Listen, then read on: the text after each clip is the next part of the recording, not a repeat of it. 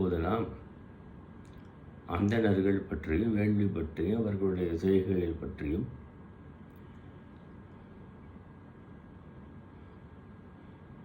பத்துப்பாட்டு என்ன சொல்லுகின்றன என்பதை பார்த்து வருகிறோம். அதில் இப்போ நம்ம மதுரை காஞ்சிங்கிறது மிகப்பெரிய நூல். பல அடிகளை கொண்டது. மதுரை காஞ்சி தான் பெருசு. இதில் நெடும்பாடல் ஆசிரியப்பாவில் அமைந்தது. அந்த மதுரை காஞ்சியை பாடினவர் மாங்குடி மருதனார் என்ற புலவர். யாரை பாடியிருக்கார்? தலையாலங்கானத்தை செருவென்ற பாண்டியன். தலையாலங்கானங்கிற இடத்துல பாண்டிய மன்னன், செருன்னா போர்க்களம், போர்க்களத்தில் 7 மன்னர்களை புறம் கண்டு வெற்றி வாகை சூடினான். தலையால் செருவென்ற பாண்டியன் மன்னர்களை போர்க்களத்தில் வெற்றி வாகை சூட்டினான்.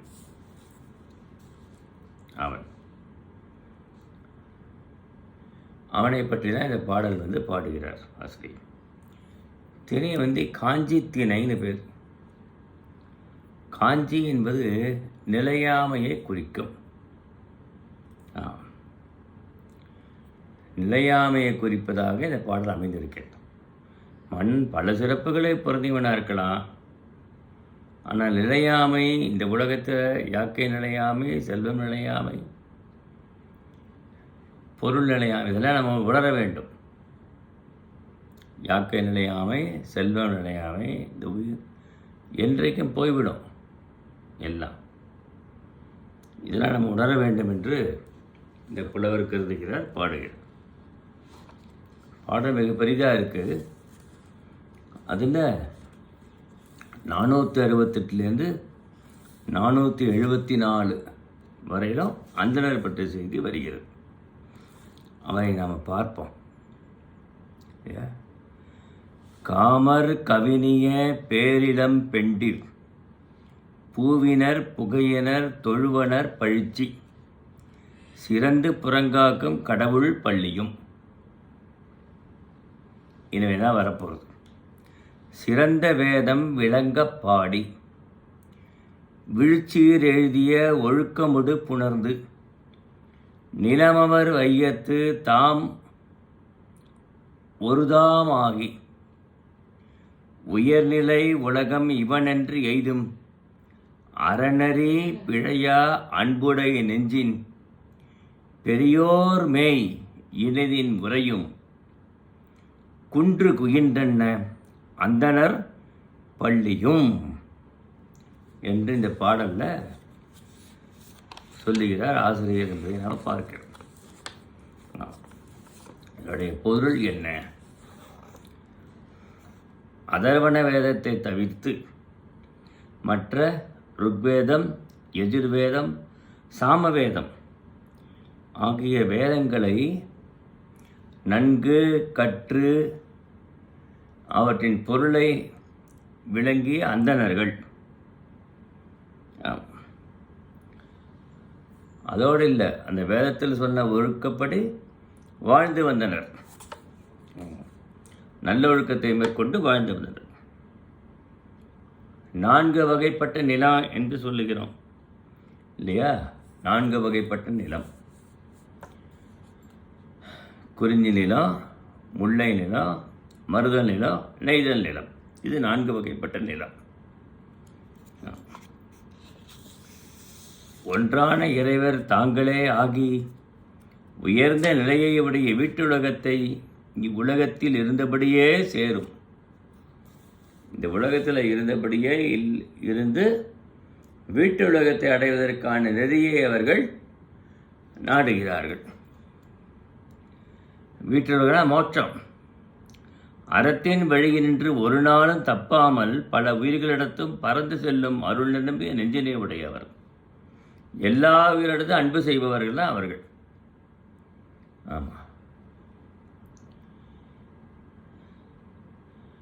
பொருந்தி இன்புற்று வாழும் மலையை உள்வேலியாக செய்து இருப்பிடமாகியதை போன்ற அந்தணர் இருப்பிடம். ஆம், இந்த மலைப்பகுதி அங்கு அவர்கள் ஒரு பகுதியில் இருக்கிறார்கள். மதுரையில் ஒரு பகுதி. அங்கு இன்புற்று தங்களுடைய ஒழுக்க நெறி வழுவாமல் வாழ்ந்து வருகிறார்கள் என்று பார்க்கிறோம். உயர்ந்த வீட்டு இவ்வளவு நின்ற இவ்வுலகத்திலிருந்தே சேர்க்கணும். வீட்டு உலகத்துக்கு உள்ள வழி இம்மைக்கு மறுமை சொல்கிறோம் இல்லையா? இம்மை மறுமை. அறவழி ஒரு காலமும் தப்பாதவர். ஒரு நாள் கூட அறவழியிலிருந்து தப்பாமல் வாழ்க்கை நடத்துபவர்கள். பல உயிர்களிடத்தும் அருள் நெஞ்சம் உடையவர்கள். இத்தகைய மெய்யுணர்வு உடையவர்கள் எப்பொழுதும் இன்புற்று இருப்பர். அந்தணர். அந்தணரின் மலையை உள்வெளியாய் வாங்கி இருப்பிடம் அமைத்ததை போன்ற இருப்பிடம் விளங்கியது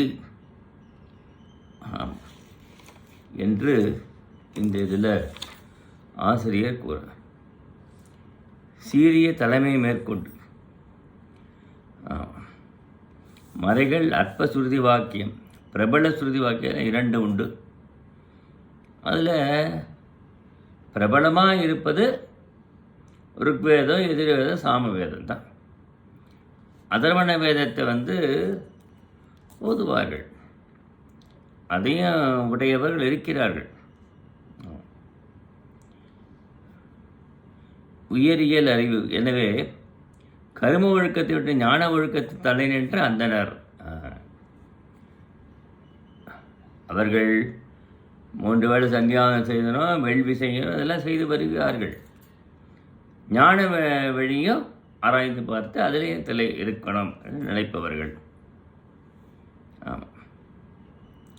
விழிச்சீர் ஒழுக்கமுடு, அதனால் விழிச்சீர் ஒழுக்கம் என்று மாங்குடி மருதர் சொல்லுகிறார். ஆமாம்.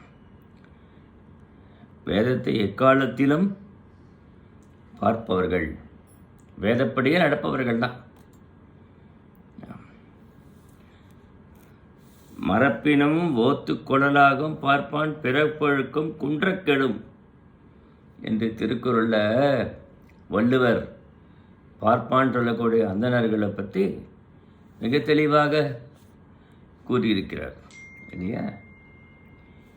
இறைபணி, அவர்களுடைய செய்ய இறைபணி சென்று இவ்வுயிருக்கு ஆக்கம் தருவது, இந்த உலகத்துக்கு நல்லது செய்வது என்று அவர்கள் இருக்கிறார்கள்.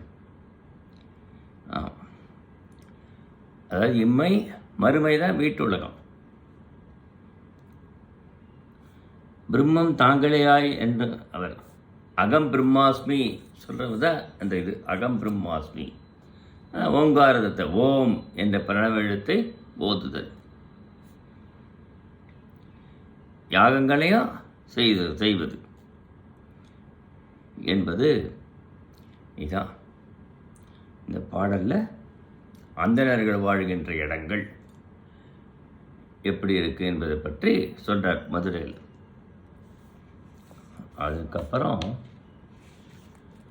இதே மதுரை காஞ்சியில் 655லேருந்து 656 வரைக்கும் இப்படி தான் சொல்லப்படுறது. அந்தணர்கள் பற்றிய சிறப்புலாம் சொல்கிறது போல் சொல்கிறார். 655, 656 2 வரியில். அதில் என்ன சொல்லப்பட்ட செய்திகள் என்ன என்பதை நாம் பார்ப்போம். 656.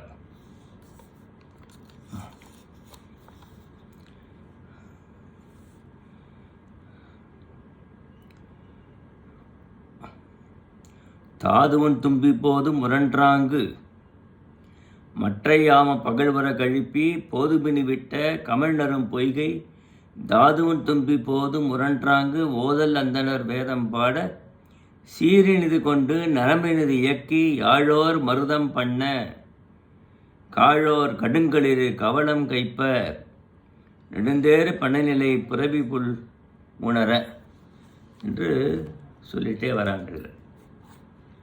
அதை நான் பார்க்குறேங்க. இல்லையா? 655 656 2-3 வரியில் அந்தணர்கள் பற்றிய செய்தி வருவதை நாம் பார்க்கிறோம். என்ன சொல்கிறார் ஆசிரியர்?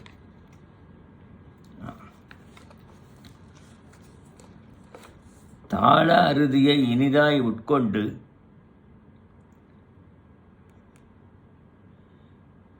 அவர்கள் எப்படிங்கிறது சொல்றார். யாழ் மருத நிறத்தோடு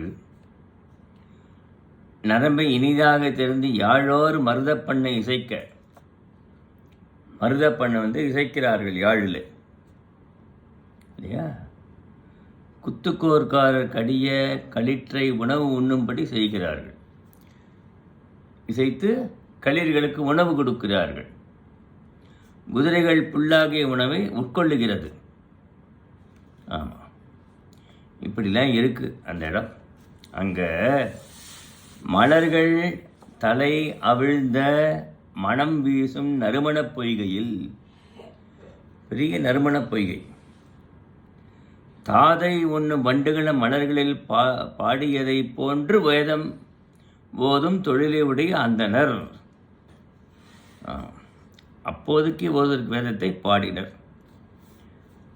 என்ன சொல்கிறார்? பொய்கைகளில் வண்டுகள் பூவில் படிந்து அதன் தேனை உண்டுகின்றன. அதுபோல வண்டுகள் பாடுவது போல அந்தணர்கள் வைகரை பொழுதில் விடியற்கால வேளையில் வேதம் போதுகின்றனர். வண்டு ரீங்காரம் செய்வது போல அவருடைய ஒலிக்குறிப்பு அமைகிறது. ஆம், பொய்கை என்பதுன்னா நச்சினார்க்கணியர் சொல்கிற பொய்கைன்னா இயற்கையான அமைந்த நீர்நிலை. செயற்கையாக அமைக்கிறது குளம் இல்லை, இயற்கையாகவே நீர்நிலை அதான் பொய்கை என்று பெயர். அதான் அந்த நீர்நிலை இருக்க வேணும். அந்தணர்களுக்கு காலையில் போய் நீராடணும், சந்தியாவந்தனம் முதலிய செய்வதற்கு இல்லையா? இப்படி வண்டுகள் எப்படி ரீங்காரம் செய்கிறதோ அதுபோல வேதத்தை முழங்குகிறார்கள் என்று இந்த பாடலில் ஆசிரியர் அந்தணர்களை பற்றிய செய்தியை கூறுவதை நாம் பார்க்கிறோம். அதன் பிறகு பார்த்தோம். அதுக்கப்புறம் குறிஞ்சி பாட்டு என்று ஒன்று. குறிஞ்சி பாட்டு, இந்த குறிஞ்சி பாட்டில் குறிஞ்சி நிலத்தை பற்றி வர பாட்டு தான் அது குறிஞ்சி பாட்டு. குறிஞ்சி நிலம்ங்கிறது என்ன? மலையை சார்ந்த இடம். அங்கே என்னென்ன இருக்குது அப்படிங்கிறது சொல்லிட்டு வர. அதில் 225வது பாடல். பாடலில் 225.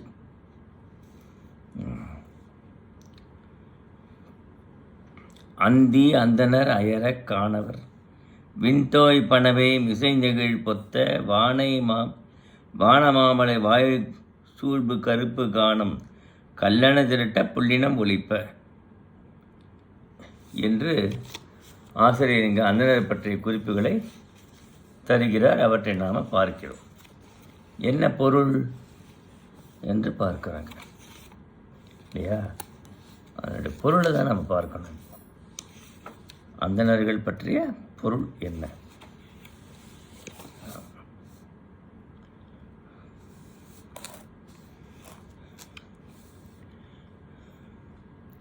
கதிரவன் என்ன செய்கிறான? காலை நேரத்தில் ஞாயிறு 7 குதிரைகள் பூட்டப்பட்ட தேரினை அருகன் என்பவன் ஓட்ட, அதிலே பவனி வருகிற காலையில் சூரியன் வருகிறார். ஆமாம், பல கதிர்களுடைய ஞாயிறு மேலை மலையை காலையில் எழுந்து மாலையில் மறைகிறது. ஆமாம், மான் கூட்டம் இருக்கே மரத்தடியில் அங்கே நிற்கிறது. மான்களெல்லாம் மேய்ந்து விட்டு மாலை நேரத்தில் கூட்டமாக மர நிழலில் இருக்கிறது. மாலை நேரம் விட்டது இல்லையா? அதனால் தம் கன்றுகளை அழைக்கும் குரலை உடையவை. பசுவோட கூட்டம் பசு மான்களை மேய்ச்சலை விட்டு அங்கே வந்து தன்னுடைய கன்றுகளை அழைத்து பால் கொடுக்கிறது. ஆமாம்.